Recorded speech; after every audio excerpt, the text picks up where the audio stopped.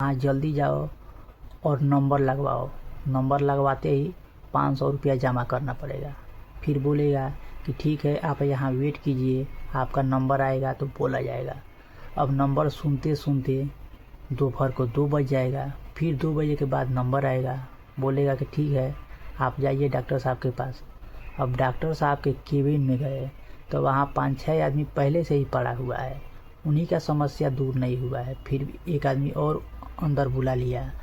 अब उनका समस्या सुनते सुनते आधा घंटा और निकल जाता है। फिर जब मेरा नंबर आएगा तो डॉक्टर साहब बोलेंगे कि हाँ आप अपना परेशानी बताइए। तो मैं अपना परेशानी बता दिया। चुपचाप डॉक्टर साहब सुन लिए और एक लंबा सा पर्ची पे दवा का नाम लिख दिए और बोले कि जाइए आप मेडिकल शॉप से ये दवा ले लीजिएगा।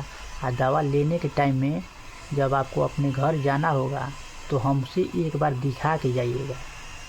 मैं गया मेडिकल शॉप में तो वहाँ 200 से ज़्यादा पहले से ही आदमी दवा ले रहा था। मैं भी वहाँ चला गया। फिर दवा का लाइन लगा लिया। जब मेरा नंबर आया दवा लेने का तो उसने बोला कि पर्ची दीजिए। मैं पर्ची दे दिया। वो पूरा दवा निकाल लिया और बोला कि आपको इतना पैसा, एक पर्ची बना के दे दिया कि आपको इतना बिल हो गया है, आप दूसरे वाले काउंटर के पास जाइए, आइए बिल दिखा दीजिए और पैसा जमा कीजिए। वो एक और पर्ची देगा, वो पर्ची को लेके आइए, फिर हमारे पास मैं आपको दवा दे दूँगा। फिर मैं गया, जो बिल बनाया था वो और पैसा लेके उस काउंटर के पास गया और उसको पैसा दिया। वो काउंटर वाले ने एक और हमको पर्ची पकड़ा दिया और बोला कि लेके जाओ, ये मेडिकल दुकान पे दे देना, अपना दवा ले लेना। दवा लेके आया। फिर डॉक्टर के पास गया। फिर 1 हफ्ता बाद वो दवा ख़त्म हो गया। मैं सोचा कि अब क्या उतना दूर जाऊंगा। बगल में एक मेडिकल का दुकान था गांव में ही, उसके पास गया और बोला कि भाई ये दवा है।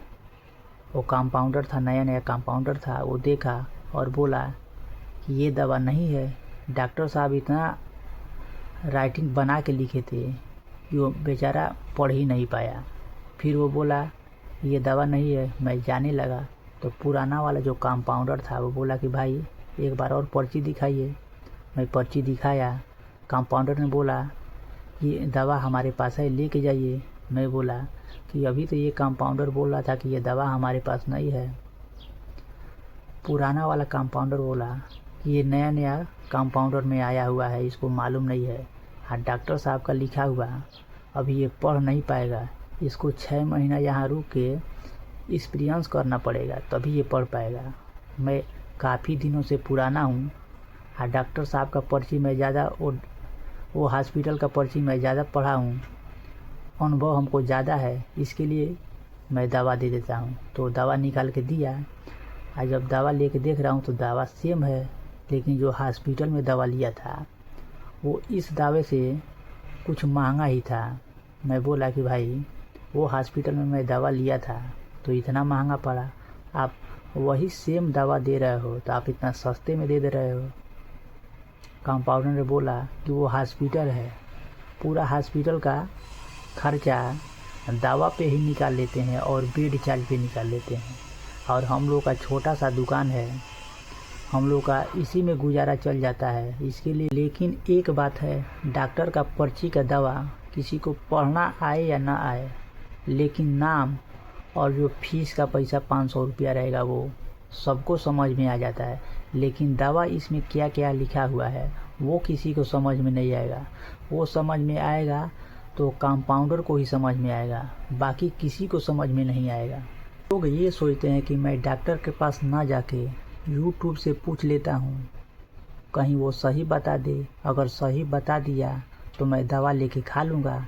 यूट्यूब में जाके देखते हैं तो उसका जवाब सटीक मिल जाता है, और जो यूट्यूब का डॉक्टर रहता है वो उसका जवाब देने के बाद ये भी बोलता है कि आप दवा खाने से पहले अपने नज़दीकी डॉक्टर से सलाह ले लें, अन्यथा इस दवा को न खाएं, नहीं तो साइड इफ़ेक्ट होने का संभावना रहता है।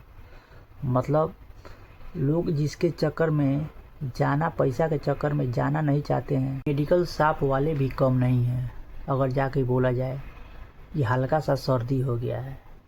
तो चुपचाप 10 दवा निकालेंगे, उसमें से 2 पत्ता रिटर्न कर लेंगे, 8 दवा को काट काट के दे देंगे और बोलेंगे कि इसको सुबह, दोपहर, शाम और रात।